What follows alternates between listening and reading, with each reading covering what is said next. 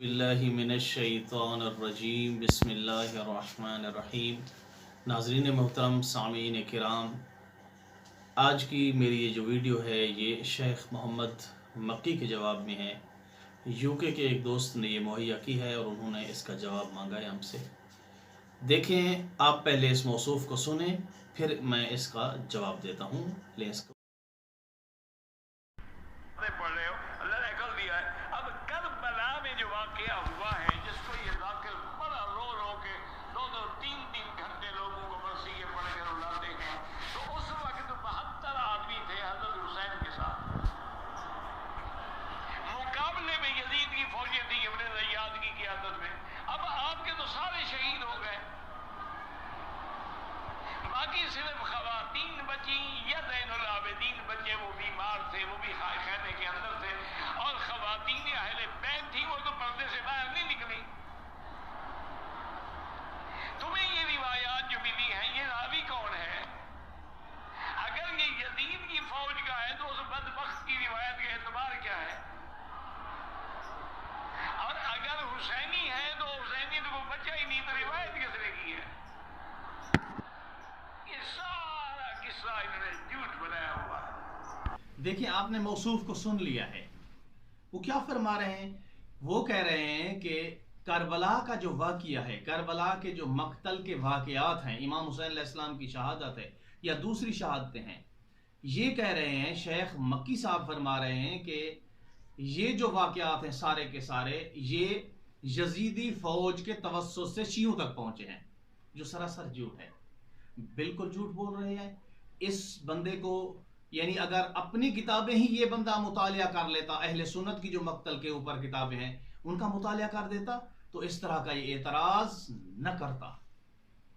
آئیے میں آپ کے سامنے یہ تحقیق پیش کرتا ہوں کہ جو مقتل ہے، جو کربلا کا واقعہ ہے، جو ہم تک پہنچا ہے، میں آپ کے سامنے پیش کرتا ہوں کہ یہ کیسے ہم تک پہنچا ہے، کون لوگ ہیں، وہ کون سے سورسز ہیں جن کے ذریعے کربلا کا واقعہ، کربلا کی جو شہادات ہیں وہ ہم تک پہنچے، وہ کون لوگ ہیں۔ مورخین نے، محدثین نے اس کو 3 حصوں میں تقسیم کیا ہے۔ پہلا حصہ، پہلا طبقہ امام حسین علیہ السلام کے اہل بیت کا ہے اور ان کے ساتھیوں کا ہے، امام حسین علیہ السلام کے فوجیوں کا ہے، یہ پہلا طبقہ ہے۔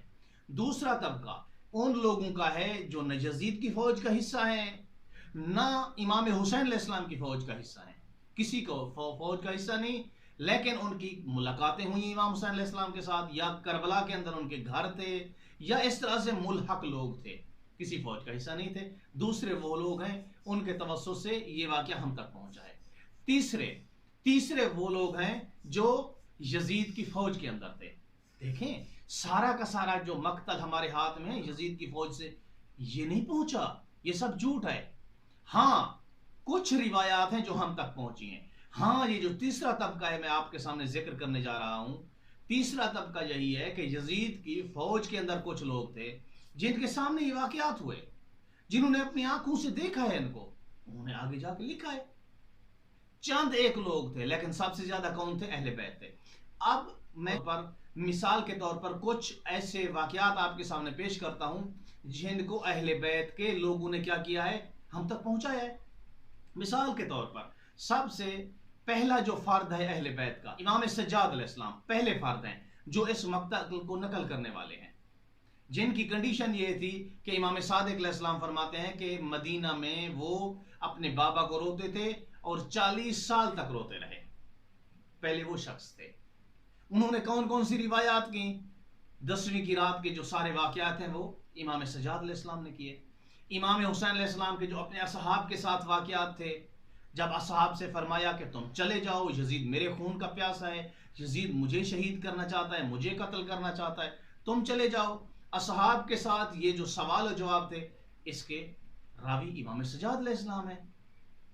اس کے علاوہ بھی بہت ساری روایات ہیں جن کو روایت کرنے والے امام سجاد علیہ السلام ہیں۔ اس کے بعد امام باقر علیہ السلام ہیں، یہ بھی راوی ہیں کربلا کے، اگرچہ ان کا سن چھوٹا تھا لیکن انہوں نے کربلا کی واقعات لکھے ہیں۔ مثال کے طور پر علی اصغر کی جو شہادت ہے، جناب علی اصغر علیہ السلام کی جو شہادت ہے، اس کے بارے میں امام باقر علیہ السلام فرماتے ہیں کہ جب امام حسین علیہ السلام علی اصغر کو اپنے ہاتھوں میں لے کر کربلا کے میدان میں پہنچے اور قوم سے کچھ اس طرح سے خطاب کیا، اس طرح سے کلام کیا۔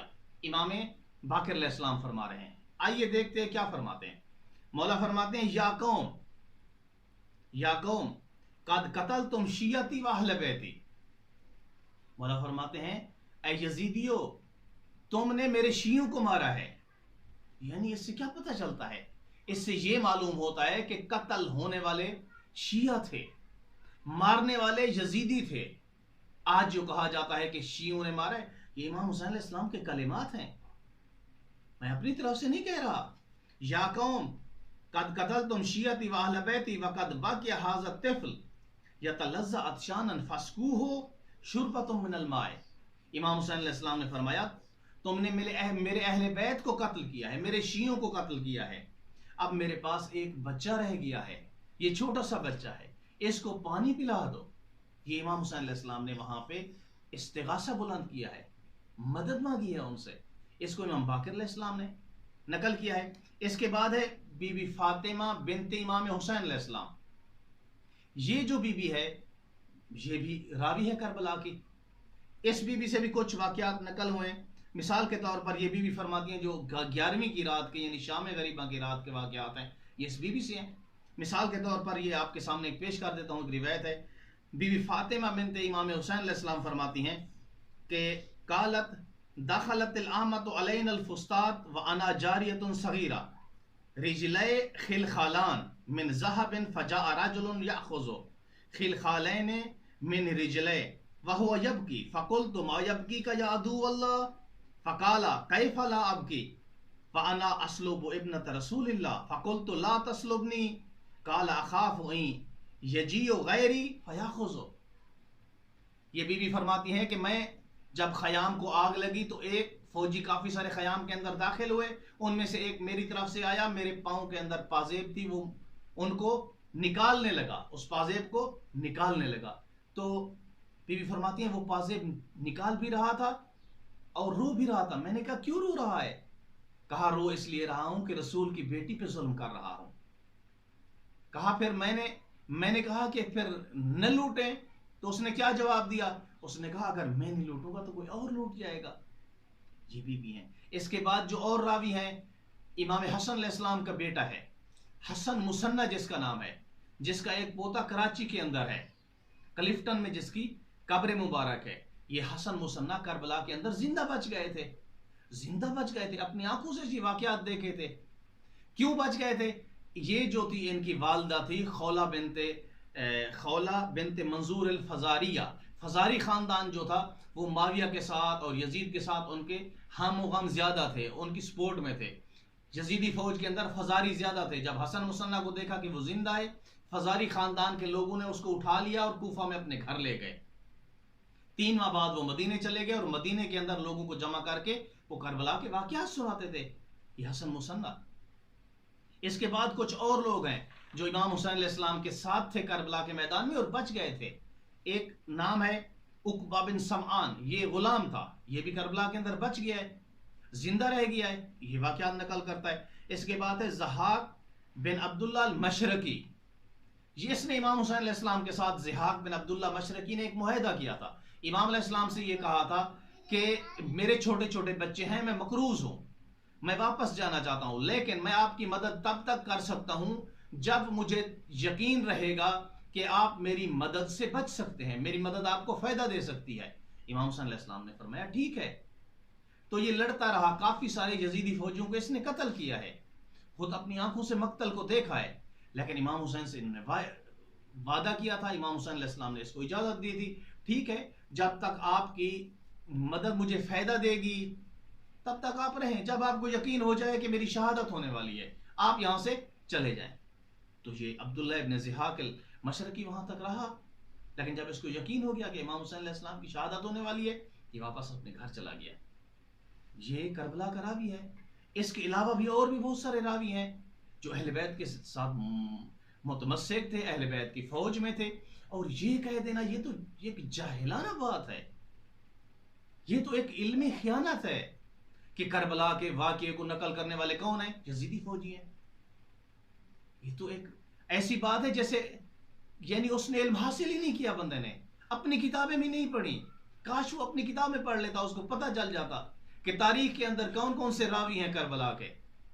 جن لوگوں نے، اور سب سے بڑی راویہ جناب زینب بنت امام علی علیہ السلام ہے، اپنی آنکھوں سے واقعات کو دیکھا. جو بہن اپنے بھائی کو قتل ہوتا دیکھے اس کو یہ واقعات بھول سکتے ہیں؟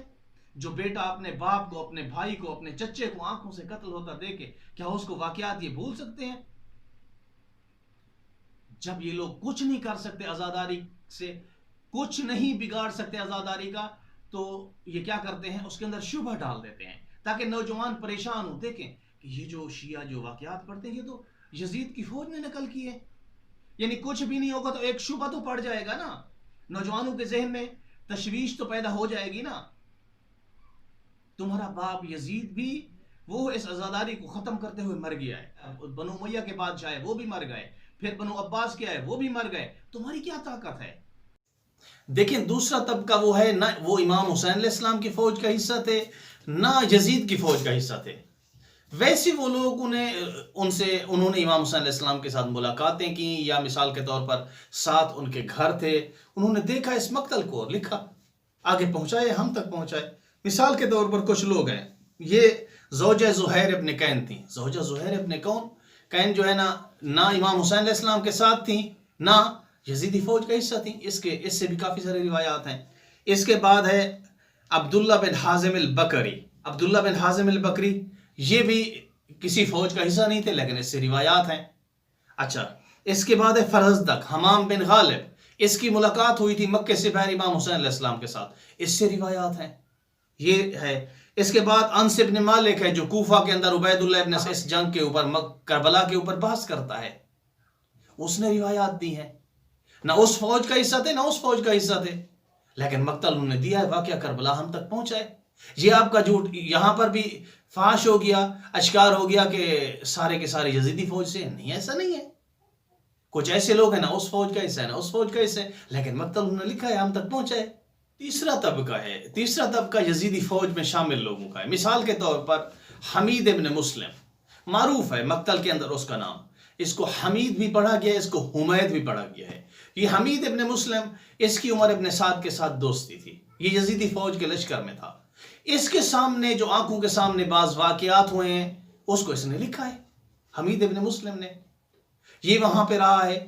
جب امام حسین علیہ السلام شہید ہو گئے تو عمر ابن سعد نے خولی کے ساتھ، جو امام حسین علیہ السلام کا سر مبارک تھا، جب کوفے کی طرف، تو اس کو حمید ابن مسلم کو ساتھ بھیجا. یعنی خولی کے ساتھ جو دوسرا بندہ تھا وہ حمید ابن مسلم تھا. یہ سر لے کر عبید اللہ ابن زیاد کے پاس ہے، اور اس کے بعد جو قیدی اور فوج تھی وہ بعد میں کوفہ میں پہنچی ہے. یہ حمید ابن مسلم سے روایات ہیں. ٹوٹل جو مقتل کے اندر حمید ابن مسلم سے روایات کی گئی ہیں وہ 8 ہیں. یعنی ٹوٹل مقتل میں، واقعہ کربلا میں کہا جاتا ہے کہ حمید سے زیادہ روایات ہیں، نہیں، ٹوٹل 8 روایات ہیں. حمید ابن مسلم سے 8 روایات ہیں. یہ 65 ہجری کو توابین کے ساتھ آ جاتا ہے، یعنی یزیدی فوج کی مخالفت میں لڑتا ہے لیکن پھر وہاں سے بھاگ جاتا ہے. اس کے بعد مختار کی فوج کا یہ حصہ بننا چاہتا ہے لیکن مختار اس کو نکال دیتا ہے وہاں سے. پھر 100 ہجری میں اس کی وفات ہو جاتی ہے. یہ ایک بندہ تھا. اس کے علاوہ بھی کچھ لوگ تھے. مثال کے طور پر کثیر بن عبداللہ شاہ بھی ہے، یہ یزیدی فوج کا حصہ تھے، لیکن کربلا کے میدان میں جب انہوں نے امام حسین علیہ السلام کے خطبات سنے اور کرامات دیکھی تو یزیدی فوج کو اس نے چھوڑ دیا. دیکھا ہے، واقعات کو دیکھا ہے، یزیدی فوج کا حصہ بھی رہا ہے، لیکن جب امام حسین علیہ السلام کی کنڈیشن دیکھی اور ان کے کلمات سنے تو پھر وہاں سے یہ بھاگ گیا. انہوں نے کچھ روایات کی. اس کے علاوہ بھی کچھ ہیں، 2-3 افراد اور ہیں یزیدی فوج سے جنہوں نے مقتل کو لکھا ہے، لیکن یہ جھوٹ ہے، سراسر جھوٹ ہے کہ سارا کا سارا مقتل جو ہم تک پہنچائے یہ یزیدی فوج نے پہنچایا ہے. نہیں، یہ سراسر جھوٹ ہے. اس قدر شبہات پیدا کرنا شہادت امام حسین علیہ السلام کے اندر، جب ان لوگوں کا کوئی بس نہیں چلتا نا، تب جا کے ایسی باتیں کرتے ہیں کہ یہ جو مقتل ان کے پاس ہے یہ یزیدی فوج کا ہے. آپ اپنی کتابوں کا مطالعہ نہیں کرتے، تاریخ دبری کا مطالعہ کر رہے ہیں.